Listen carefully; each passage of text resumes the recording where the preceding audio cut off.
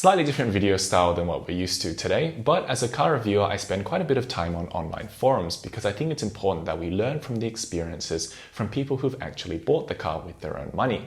And recently I came across a thread which I just had to share. So I hope you're strapped in because this is a story.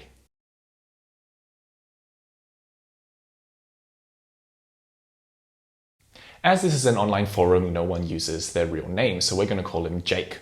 And Jake currently has 2 Audis and decides to buy a third one. So he walks into his local dealership and leases a 2018 brand new Audi SQ5.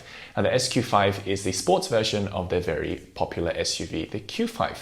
And it's not a cheap car. In the US it lists for around 60 grand brand new. In Australia that's around $90,000. And for the first day of ownership, everything's fine. But on the second day, the story begins. After having my SQ5 for only 2 days, I received a drive system malfunction and start-stop malfunction errors, and the car went into limp mode. Now, if you're not sure what limp mode is, essentially modern-day cars are filled with sensors, especially around the engine. And those sensors feed information back to the engine control unit, or the ECU. Think of it as the brain of the engine. Now, if those sensors give information that is out of the manufacturer's specified limits, then the car may go into secondary programming, i.e. known as a limp mode.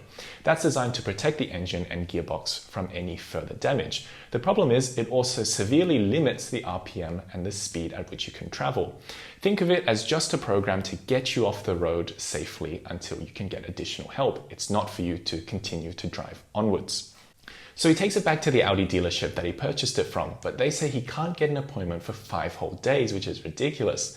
So he takes it to another Audi dealership, and they say, the dealer said it was a bad cam rotation sensor. Actual elapsed service time was 2 hours to diagnose and replace the sensor, but the car was in the shop for 3.5 days. So these things happen, unfortunately, with new cars, and with cars getting ever more complex, more and more electrical issues may occur. But hopefully 3.5 days, he gets his new car back and he can enjoy it, right? The story continues. I got the car back on Tuesday. Same errors popped up again Friday morning. Dealer says errors are now on the same cam sensor, so it's probably a bad pin on the ECU connection.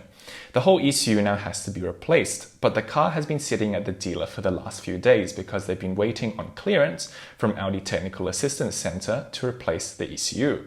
And apparently the Audi techs isn't open on Mondays, so he calls Audi customer service in the morning and asks for the process to be expedited, which is fair enough. And no one calls him back. Where have I heard this before? So as of now, my Audi SQ5 has been sitting in the shop for longer than it has been on the road. Is this an isolated incident, or has the quality on Audis gone down recently? I've never had problems like this with my 2001 or 2016 Audis. And I'm probably being a little too impatient, but when you buy a new car, the last thing you can expect is for it to be stuck in the shop. You are not being impatient at all. When you buy a new car, you would expect it to last longer than 2 days. And by the looks of how you are typing, you're being very reasonable with them. So let's see how it goes. It feels like Audi dealers or the Audi Technical Assistance Center has no sense of urgency to get my car back to me, which I think is more frustrating than having a car that needs repairs after 2 days of ownership. I always thought of Audi as a premium brand, but it doesn't feel like it from the initial quality through to the speed at which issues are addressed by the dealers.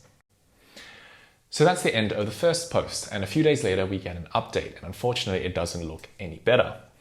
I heard back from the dealer today. They received and swapped the ECU and are still receiving the error. So the ECU wasn't the cause of the problem either. Now Audi engineering is telling them to replace one of the camshaft adjusters. So they're starting to replace engine parts on a car with barely 200 miles on it. This can't be good. He took a photo on how his car actually looks whilst the repairs are taking place, and it is painful to look at. I called Audi customer care and told them how utterly unhappy I am right now. Whether rational or reasonable, I want them to replace the vehicle. Fair enough. It's one thing that I was driving the car for a few months or something, but this issue occurred practically right off the lot. Maybe the car gets put back together fine and has no further issues, but it's difficult to feel confident in the car when something like this breaks early on. Like I said, it may not be rational, but it would make me a happier customer. We'll see, worth a shot, though I'm not expecting them to agree. So at this point, other people start chiming in to either offer their assistance or their sympathies. But then some idiot, we're going to call him Steve, and Steve posts, "Don't be offended by me saying this, but asking Audi to replace your car with a new one at this point is just ridiculous. In fact, it's not going to help your case. Your car doesn't even remotely meet any logical threshold for replacement. And he goes on, but I'm not going to bother because what he's saying is bullshit. So, quick update. My service advisor is on vacation this week, but I received a call this evening from the service manager on the status of my vehicle, which I really appreciated. Long story short, they replaced the cam adjuster, which resolved the initial camshaft position error codes. But they now say the engine is throwing a new fault on the other side of the motor. The manager didn't have the specific error code in front of him, but I believe he said it's timing related. I believe the original error was on the driver's side of the exhaust. They're pretty stumped and will be consulting with Audi engineering again in the morning. I should get another update from the dealer tomorrow. And after a few more days, we get another update. I wish I had some good news for a change, but nope. It sounded like the vehicle was finally going to be fixed today. But after replacing the cam sensor and the ECU and now 2 different cam adjusters, the engine is still throwing error codes. The dealer has had the shop foreman and obviously Audi engineering involved, and they can't still figure out the source of the errors. Still no word from Audi Calabasas, which is the dealership that he purchased it from. It's obvious that after they sell a vehicle, they could care less about their customers. If you are in LA, I would not buy a car from them under any circumstances. Not a word from Audi either, and it's past the time they said they would get back to me. Once again, I've heard those stories many times. Repairing dealer's service manager said to give him until Monday afternoon. He's going to call me then and we'll sort out where to go from here. I don't fault the repairing dealer, they're doing everything they can. Now from there's quite a few posts, so I'll just summarize them. Essentially, Jake does get a lawyer and starts the California lemon law process, as he is now eligible. And when Audi hears of that, they pull literally every string in their corporate dictionary to try to make it stop, from saying that they need their own engineering and service team to inspect and analyze the car, which they've been doing for the past 30 or 40 days. But at least the story does end on a positive note. The repairs were completed on the original vehicle on day 50 in the shop, and I've had it back since then. The final set of repairs consisted of replacing both the intake and exhaust camshafts and the intake and exhaust adjusters. In the meantime, Audi is in the process of replacing the original vehicle with a new 2019, which is very good to hear. I'm very satisfied of how Audi is handling the replacement, and I hope to get a replacement SQ5 soon.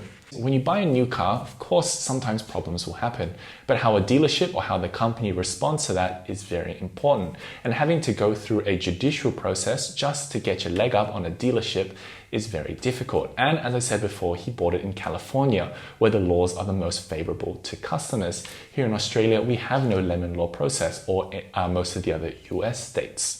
So that's all for today. Hopefully Jake gets his new car soon. And if you've enjoyed this style of video, let us know in the comments below. I can make some more. There's plenty of horror stories going around the internet. And if you've enjoyed this video, give us a like and make sure you're subscribed. And I'll see you again next Thursday.